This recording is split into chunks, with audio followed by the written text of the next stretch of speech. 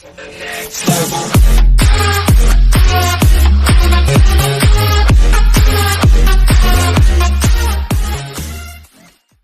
rise of the professional dungeon master.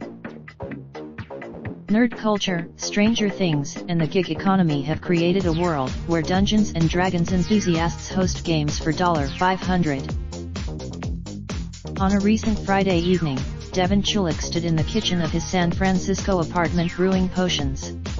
A dry erase game. In an hour, a trio of 20 and 30-something Google employees were scheduled to arrive for an entry-level Dungeons. Since October, he's been moonlighting as a dungeon master for hire, catering primarily to those entering the world of D&D for the first time and seeking instruction in the game's Owlbears, Icewind Dale, and other mythological features, plus a few clients who are dusting off the rule books they put away with other childish things in the early 1980s. Until a few years, but D&D has gained more mainstream followers of late, thanks especially to the Netflix show Stranger. You can hire Chulik, for example, to lead an individual beginner campaign, which will set you back $300 and last up to 4 hours. For $5, D&D players adopt predetermined fantasy personae and embark on a mission of the DM's design. Participants push. Being a professional DM is, in many ways, the perfect side hustle.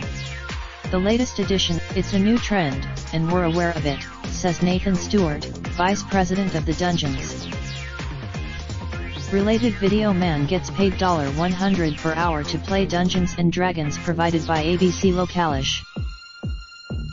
Wizards has been a subsidiary of Hasbro Incorporated since 1999.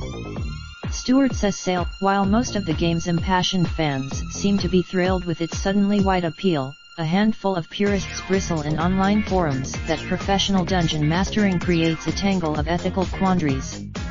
There are different kinds. Wizards of the Coast Stewart, DMS, critics, and players credit the greater accessibility of D&D's 5th edition, which streamlined the game's notoriously epic rulebooks and eased some technical requirements, with helping usher in a new generation of enthusiasts. But forces outside. Like many of his colleagues, Stewart played D&D in his youth. He joined Wizards to meet the rising D&D demand. Some professional DMs now train other professionals. Rory Phil Strom partially credits the game with helping him build collegial relationships and navigate the realities of ministry since his ordination in 2012. When you're at the table, the growing popularity of the game online has created more new kinds of opportunities, including for those who've struggled to build more traditional careers. Bethany Dillingham, she began to offer her services as a paid DM online. I saw that the ratio at the higher end of the professional price spectrum is John Clark of Los Angeles, a studio department head for Paramount by day and DM to the stars by night. Clark's business, in addition to catering to his celebrity clientele, he politely declines to name names. Clark offers hour-long private lessons at $100 a pop. For an additional in San Francisco, Chulik's campaign was underway.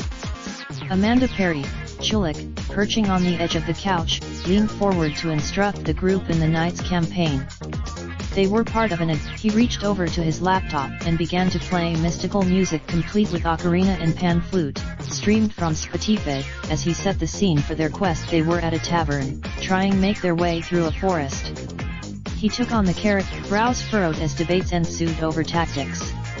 The three kept and that's where we end tonight's session, he said, to a chorus of oohs. The players applauded. Raindrop, drop top, smoking, no cooking the hot pot. Fucking on your bitch, yeah, that. Looking up, open the park, pot.